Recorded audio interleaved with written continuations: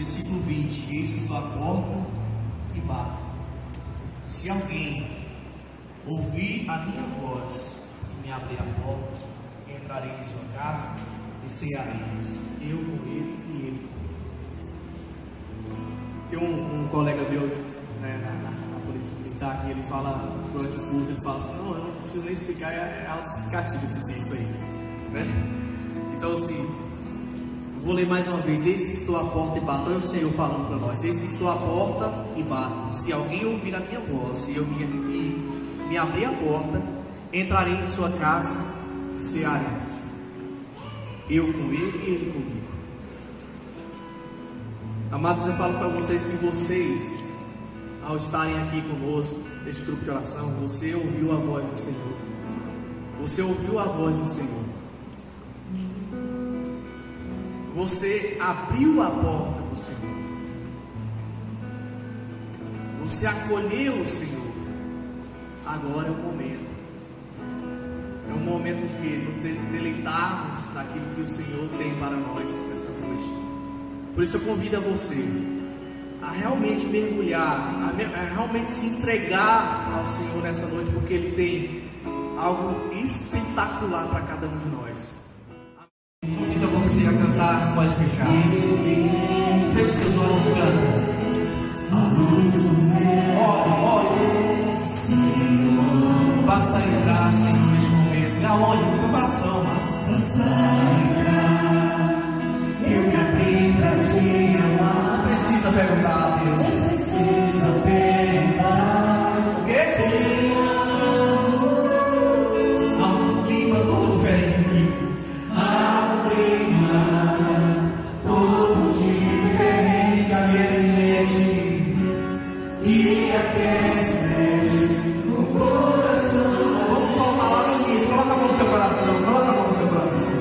Coloca a mão no seu coração. E vamos tentar lá no início. Feche seus olhos. Eu pedi, quero você nessa noite pedir perdão, Deus. Vem agora, Jesus, me dar esse milagre de ser perdoado. Amados irmãos, a palavra de Deus fala: arrependei-vos para que sejais cheios do Espírito Santo. Esse grupo de oração precisa de homens e mulheres arrependidos, pedindo perdão, clamando de Deus um novo renovado.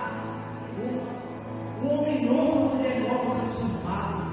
Por isso venha me ver, Senhor, me perdoa. Para mim, perdão a Deus agora. Senhor, perdoa os meus pecados. Quantas vezes tenho caído na força dessa carne.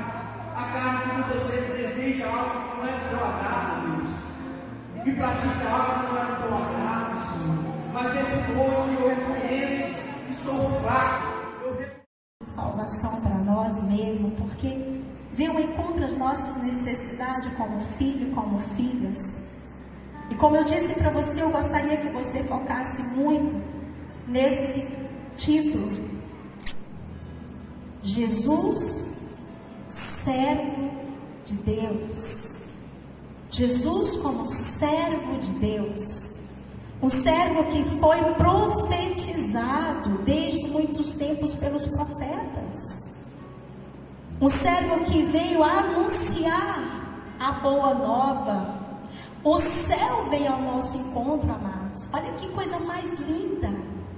Deus vem ao encontro da humanidade através de Jesus Cristo, que antes já tinha sido profetizada pelos profetas. Isaías viveu muito tempo, Jeremias. Muitas pessoas, muitos profetas profetizaram o grande momento em que Jesus estaria no meio da humanidade. Jesus se fez carne, Jesus se fez homem, Jesus se uniu a nós, se humilhou de tal maneira ao assumir a semelhança humana para estar no nosso meio. Jesus foi o servo obediente de Deus, porque em nenhum momento, ao anunciar a grande notícia que Deus deu a Jesus, que ele viria, Jesus acolheu aquela notícia. Jesus acolheu de tal maneira, com muita obediência. E quando nós falamos de servo, vem-nos a palavra obediência. Porque servo é aquele que obedece. Servo é aquele que na palavra a gente significa. Servo é aquele que morre para si mesmo, para realizar, para fazer a vontade do seu Senhor. Um grande exemplo de servo nós temos os sacerdotes. Sacerdote não tem vontade própria. Sacerdote não tem vida própria. É um grande servo de Cristo. Se coloca a serviço da comunidade, se coloca a serviço das pessoas. Eu acho isso tremendo de lindo. É ser servo. Eu não vivo para mim, mas vivo para aqueles que Deus me envia. Jesus, ao vir, ele não viveu para si, mas ele viveu para aqueles que Deus o enviava. Quando nós vamos ver o anunciado da palavra, a gente começa dizendo: ele se afastou dali. Por quê? Porque as pessoas queriam perseguir. Porque as pessoas até hoje não concordam com a verdade. Quando nós falamos da verdade, quando nós declaramos a verdade, as pessoas é contrário à verdade. O mundo é contrário à verdade. Jesus é a verdade. Jesus é a vida. Jesus é o único caminho que nós temos que seguir. E o mundo é contrário a isso. E quando a palavra começa, Mateus começa a dizer, no versículo 15, que ele se afastou dali porque ele estava curando no dia de sábado. Ele estava, e alguém foi intrigado pelos fariseus, dizer: como assim, Senhor pode se curar no dia de sábado? E aí Jesus vai dizer: mas o sábado é maior do que o Filho de Deus? Se você tem uma ovelha que cai no buraco, uma única ovelha, você não vai tirá-la do buraco? Será que o ser humano não é mais importante do que essa ovelha? E aí ele cura, naquele momento, uma pessoa que estava necessitado, precisando da sua misericórdia, da sua graça. E ele teve que se afastar dali porque conspirava-se contra ele. Queriam de qualquer forma levar Jesus até a morte. Porque Jesus incomoda. A palavra incomoda.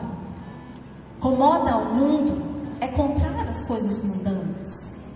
E Jesus incomodava de tal maneira aquelas pessoas, que as pessoas conspiravam contra ele. Mas aí Jesus vem dizer agora como ele se coloca como servo. Aquele que vê o homem, vê a humanidade necessitada da sua graça, necessitada da sua misericórdia. Jesus vai ao encontro das pessoas que estão doentes. E em todos os momentos a palavra de Deus diz que fala, o próprio Jesus diz: eu vim para os doentes, não para os sãos. Eu vim para aqueles que precisam, não para aqueles que já têm a graça, não para aqueles que já são santos, não, mas eu vim para aqueles que estão doentes, aqueles que necessitam da misericórdia.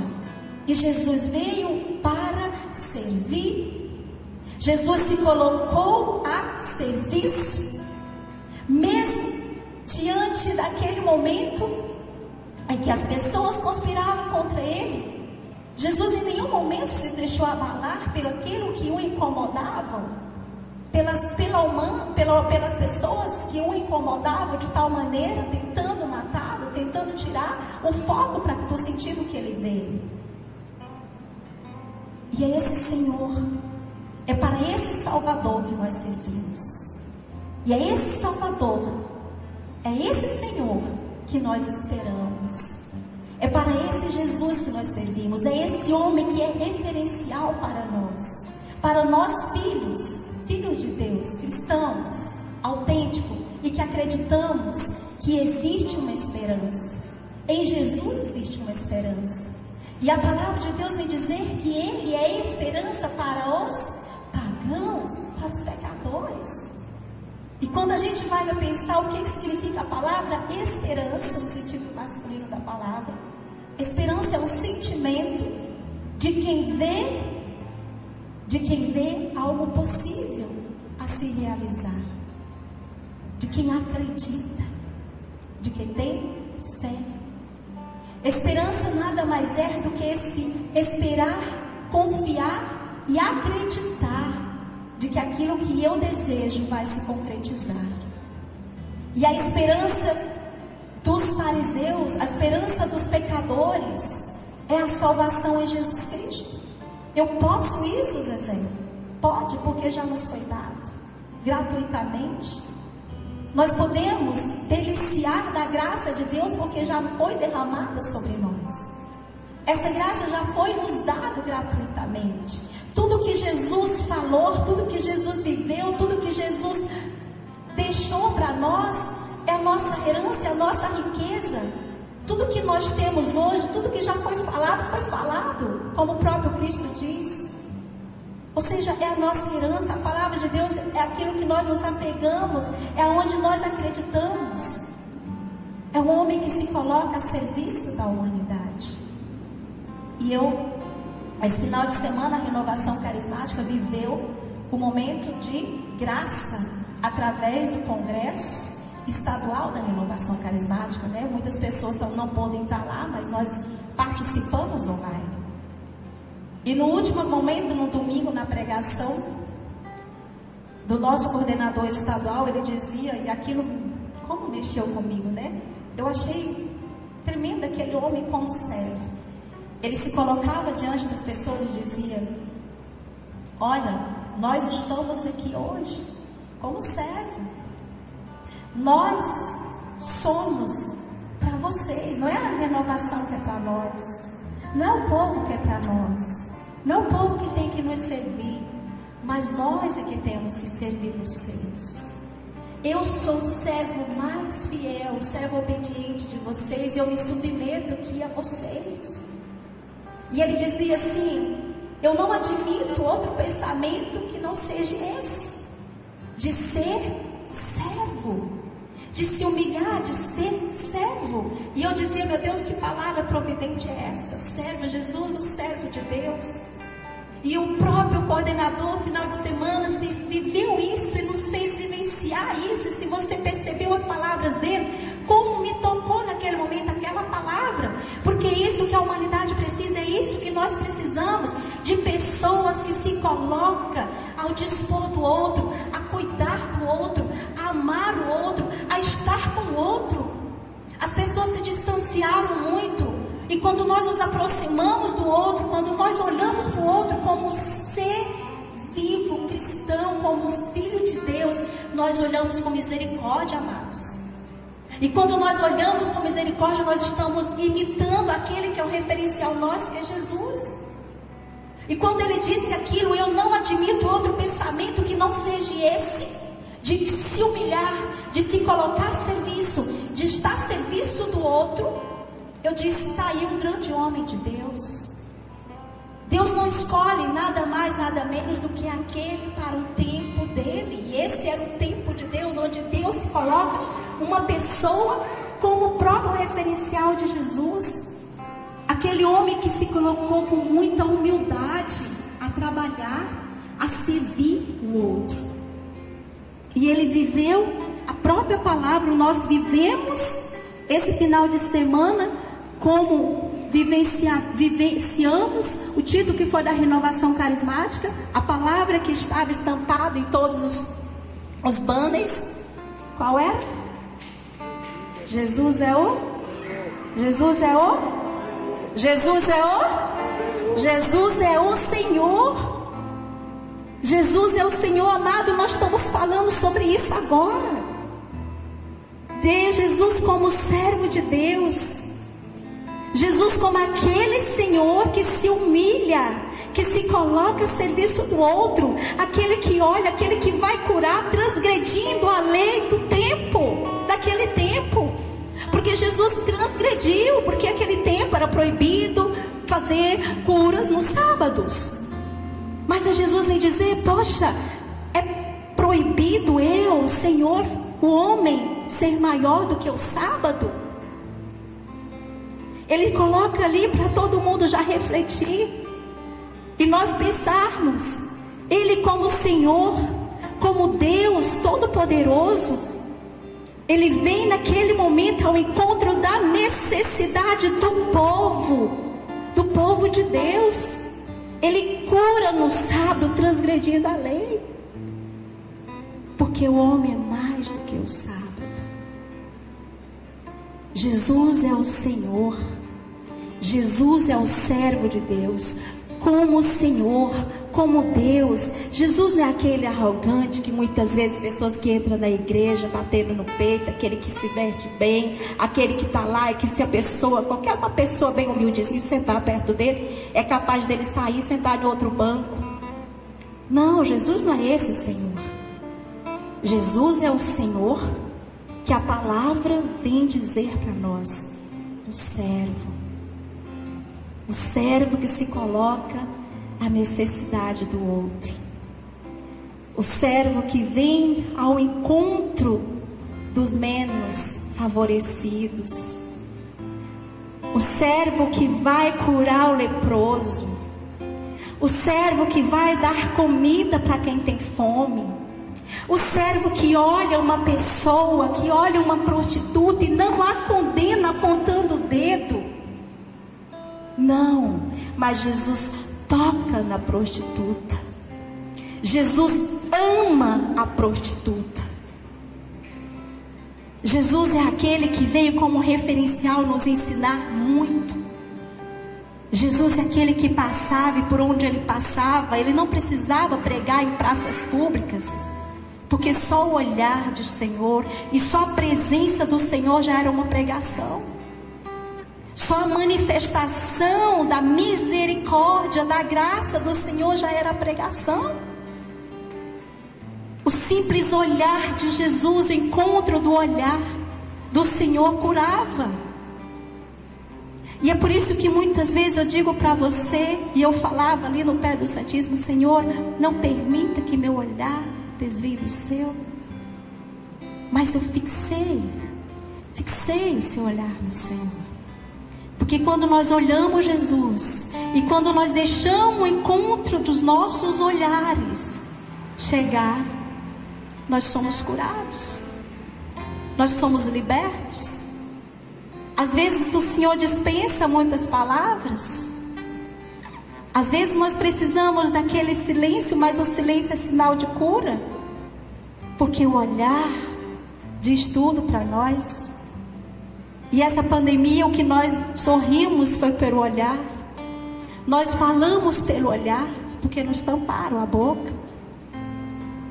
Nós enxergamos o outro pelo olhar, os nossos sentimentos foi pelo olhar.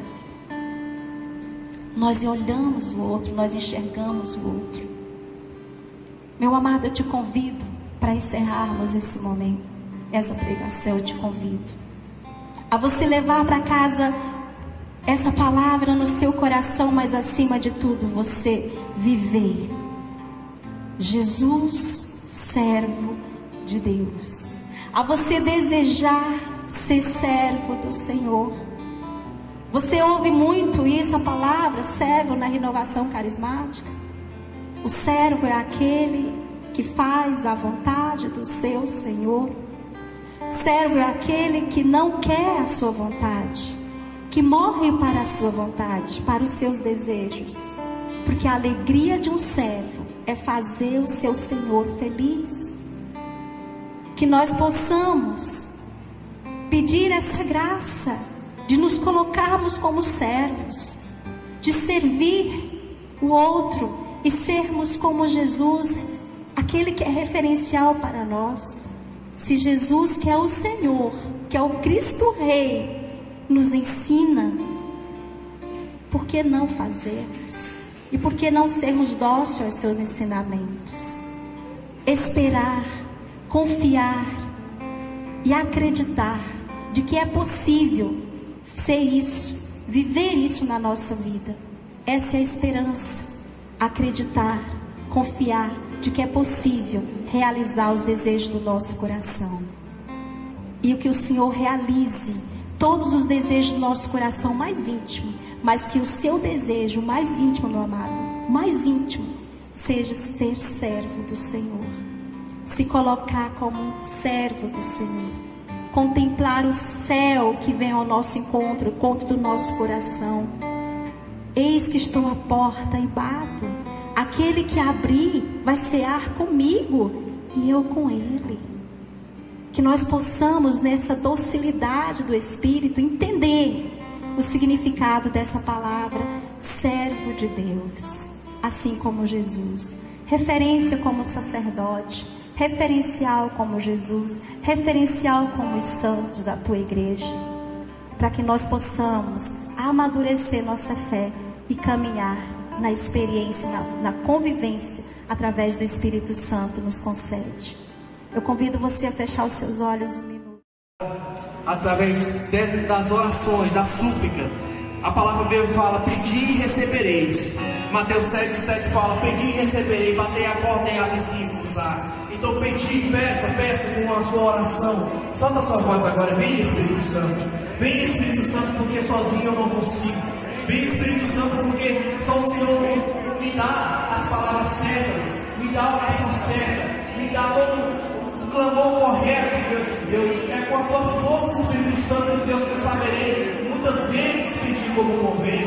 Por isso, vem, Espírito Santo, vem nos auxiliar, vem nos socorrer, vem nos advogar, Espírito Santo de Deus. Haja poderosamente convém, mas vem com gemidos inefáveis, com gemidos inefáveis, e toca o coração de Deus nessa noite, Espírito Santo.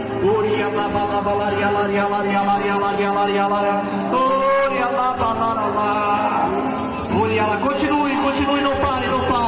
Oh, Espírito Santo, eu te peço